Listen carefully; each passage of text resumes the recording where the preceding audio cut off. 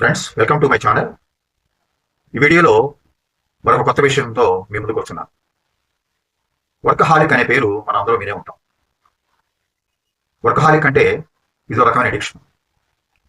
Alcohol తాగేవాళ్ళు అది లేకుండా ఎలా ఉండలేరు, అలాగే ఈ వర్కహాలిక్స్ కూడా ఎప్పుడు పని పని పని అంటూ ఉంటారు. పని లేకపోతే వీళ్ళకి ఏమీ తోచదు.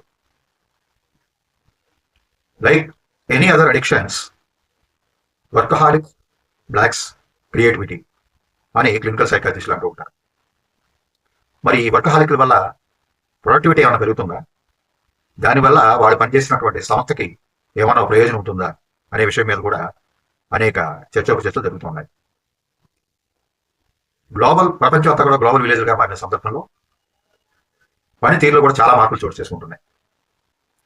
కొత్త కొత్త ఆవిష్కరణలు తెరపైకి వస్తున్నాయి, కొత్త కొత్త నైపుణ్యాలు పెరుగుతున్నాయి. వాటి తగినట్టుగా చేస్తున్న ఉద్యోగంలో రాణించాలంటే ఎప్పటికప్పుడు వెలకోలుగా ఉంటూ నేర్చుకుంటూ, అందివచ్చిన పరిజ్ఞానాన్ని పెంచుకుంటూ, టైం మేనేజ్మెంట్ చేసుకుంటూ, తనకి ఇచ్చినటువంటి టాస్క్ని లేదా అసైన్మెంట్ని ఒక టైం ఫ్రేమ్లో పూర్తి చేయడం అనేది చాలా భారంగా మారుతున్న పరిస్థితులు. ప్రతి కంపెనీలో లేదా సంస్థలో కూడా వర్క్ ప్రెషర్ ఎక్కువ అవుతుంది. వీటికి అనేక కారణాలు. షార్ట్ టర్మ్ గోల్స్ సాధించాలి. అదేవిధంగా ఎంత పెద్ద పెద్ద టాస్క్ అయినా లేదా అసైన్మెంట్ అయినా కానీ చాలా తక్కువ పీరియడ్లో వాటిని పూర్తి చేయాలనేటువంటి లక్ష్యాలు ఎవరికి వాళ్ళు నిర్ణయించుకునే నేపథ్యంలో ఈ వర్క్ ఫోర్స్ అనేది, మనీ భారం అనేది ప్రతి ఒక్కరి మీద ఎక్కువగా పడుతుంది. అయితే అందరూ అలా ఉంటారని కాదు. మనం చాలా రంగాల్లో చూస్తుంటాం. డాక్టర్లు కావచ్చు, ఇంజనీర్లు కావచ్చు, ఆర్కిటెక్ట్లు కావచ్చు, లేదా టెక్ ప్రొఫెషనల్స్ కావచ్చు, మార్కెటింగ్ వైపు ఉన్నవాళ్ళు కావచ్చు, ఇట్లా అన్ని రంగాల్లో కూడా ఎక్కడో దగ్గర మనకి వర్క్ హాలిక్లు తారసపడుతూ ఉంటారు. వీళ్ళు ప్రత్యేకంగా కనబడతారు మిగతా వాళ్ళతో పోలిస్తే. ఇంతకుముందే చెప్పినట్టు ఎప్పుడు కూడా పని పని అంటూ ఉంటారు. వాళ్ళకి సంబంధించినటువంటి సొంత వ్యవహారాల్లో కూడా వాటికి కూడా ఎప్పుడు దూరంగానే ఉంటారు. కుటుంబంతో కూడా కలవడానికి వాళ్ళకి టైం అనేది దొరకదు. ఐసోలేట్ అవ్వడానికి ఇష్టపడుతుంటాం. సెలవు దినాల్లో కానీ ఏదైనా ఫంక్షన్స్కి వెళ్ళినా కూడా, ఫర్ ఎగ్జాంపుల్ బంధుమిత్రులు ఏదైనా గ్యాదరింగ్లు జరిగినప్పుడు కూడా వీళ్ళు సెల్ ఫోన్తో కానీ లేదా ల్యాప్టాప్తో కానీ టైంని ఎక్కువ పెడుతూ ఉంటారు. వీళ్ళని వర్క్ హాలిక్స్ అని చెప్పవచ్చు. కంపెనీలు టార్గెట్స్ ఉంటాయి.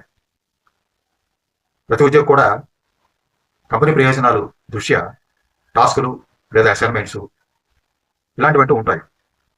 కానీ శక్తికి మించి పనిచేస్తే దానివల్ల ప్రొడక్టివిటీ ఎక్కువగా వస్తుంది అనుకోవడం కేవలం అపోహ అని రీసెర్చ్లో తేలింది. మరి దీనికి ఏం చేయాలి?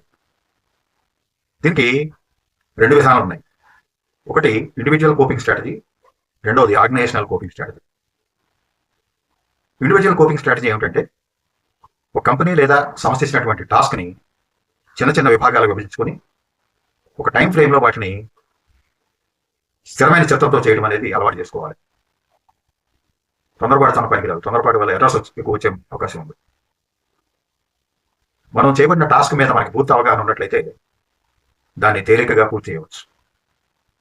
అట్లాగే టాస్క్ చేసే క్రమంలో మధ్య మధ్యలో ఇంటర్వెల్స్ తీసుకుంటూ ఉండాలి. ఒక 5 నిమిషాలు 10 నిమిషాలు రిలాక్సేషన్ కూడా అవసరం. లేదా మిగతా వాళ్ళతో చర్చించడం సబ్జెక్ట్ విషయం మీద, దానివల్ల కూడా కొంచెం రిలీఫ్ వచ్చే అవకాశం ఉంటుంది. అలాగే వీలైనంత ఎక్కువ సమయం కుటుంబంతో లేదా స్నేహితులతో లేదా ఇతరత్ర మన మనసుకి నచ్చిన వాళ్ళతో టైం గడపడం కూడా ఒక విధమైనటువంటి రిలీఫ్ అనుకోవచ్చు. అట్లాగే మనకి ఇష్టమైనటువంటి వ్యాపకాలు పెంచుకోవడం, హాబీస్ పెంచుకోవడం కూడా ఒక విధమైనటువంటి రిలీఫ్ని కలిగిస్తాయి. తెలుస్తుంటుంది వీళ్ళకి వర్కహాలిక్గా మారిపోతున్నామని. అయినా కూడా ఆ ఉచ్చులోంచి వీళ్ళు బయటపడలేరు. ఆ పనికి మనస్తత్వం అనేది అలవాటు పడిపోతుంది. దీనివల్ల ఏమవుతుంది? అంతిమంగా మానసిక దౌర్బల్యం ఏర్పడుతుంది. పని ఒత్తిడి వల్ల మెదడు మీద ఎక్కువ ప్రభావం పడి దానికి సంబంధించినటువంటి కార్యకలాపాలన్నీ కూడా మొదలుబారిపోతూ ఉంటాయి. నిద్ర లేకపోవడం, సరైన వేళకి మంచి తిండి ఆహారం జరగకపోవడం, ఇవన్నీ కూడా లేనిపోని రోగాలకు దారితీస్తాయి.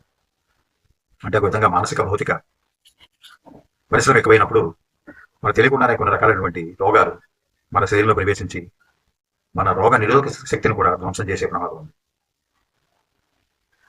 అలాగే ఆఫీస్ని ఇంటి వరకు తీసుకెళ్ళకూడదు. ఆఫీస్కి ఇంటికి మధ్య ఒక స్పష్టమైన విభజన రేఖ అనేది మనకుగా మనం నిర్ధారించుకోవాలి. మన ప్రైవేట్ కార్యక్రమాల్లో, అంటే మన పర్సనల్ కార్యక్రమాల్లో ఉన్నప్పుడు ఆఫీస్ కాల్స్ అవి ఎంత అర్జెంట్ అయినా కూడా, ఏదో in case of exceptional emergency తప్పితే వాటిని అవాయిడ్ చేయడానికి ప్రయత్నించాలి. ఇలాంటి చిన్న చిన్న జాగ్రత్తలు తీసుకుంటూ పాటు ఆరోగ్య పరిరక్షణ సౌకర్యాలు ఏ రకంగా ఉన్నాయి, మన ఆరోగ్యం పట్ల ఎటువంటి శ్రద్ధ వహించాలి, పీరియాడికల్గా హెల్త్ డయాగ్నోస్ చేసుకోవడం కూడా మంచిది. తర్వాత ఆర్గనైజేషనల్ కోపింగ్ స్ట్రాటజీస్ విషయానికి వస్తే సంస్థలో వర్కింగ్ కల్చర్ని కొంచెం మార్పులు చేసుకోవాలి. మనం ఏ టాస్క్ లేదా ఒక అసైన్మెంట్ ఒక ఉద్యోగి ఇచ్చినప్పుడు ఆ ఉద్యోగి యొక్క సమర్థతని, అతను ఎన్ని పని గంటలు ఈ విషయం మీద ఈ పని మీద కేటాయిస్తున్నాడు అనే విషయాన్ని కూడా గమనంలో తీసుకోవాలి. అంతిమంగా వచ్చే రిజల్ట్ని లేదా ప్రొడక్టివిటీని మెజర్ చేయాలి తప్పితే ఉద్యోగి చేసేటువంటి వర్కింగ్ అవర్స్ని ఇప్పుడు కూడా మనం మెజర్ చేయాలి.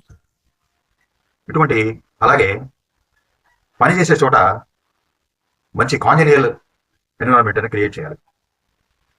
వర్కహాలిక్కి లోనవుతున్నటువంటి సిబ్బందికి లేదా ఉద్యోగికి తగిన కౌన్సిలింగ్ ఇవ్వడం, ఇప్పించడం, టైం మేనేజ్మెంట్ క్లాసులు లాంటివి, స్ట్రెస్ మేనేజ్మెంట్ క్లాసులు లాంటివి కూడా నడిపితే చాలా వరకు వర్కహాలిజం అనేది సంస్థల్లో తగ్గుతుంది. ఒక కామన్ మ్యాన్ చేసినటువంటి వర్క్ కంటే కూడా ఈ వర్కహాలిక్స్ ఎక్కువగా ప్రొడక్టివిటీ విషయంలో సాధిస్తారు అనేది ఎక్కడ కూడా రుజువు కాలేదు కనుక అది ముందుగా గ్రహించాలి. ఈ వర్కహాలిజం అనేది ఇలా చాలా విషపరిణామాలకి దారితీస్తుంది కనుక దీన్ని వదిలించుకోవడానికి సదరు వ్యక్తి ఆ సంస్థ కూడా సమిష్టిగా కృషి చేస్తే దీని నుంచి బయటపడే అవకాశం ఉంటుంది. Thank you for watching this video.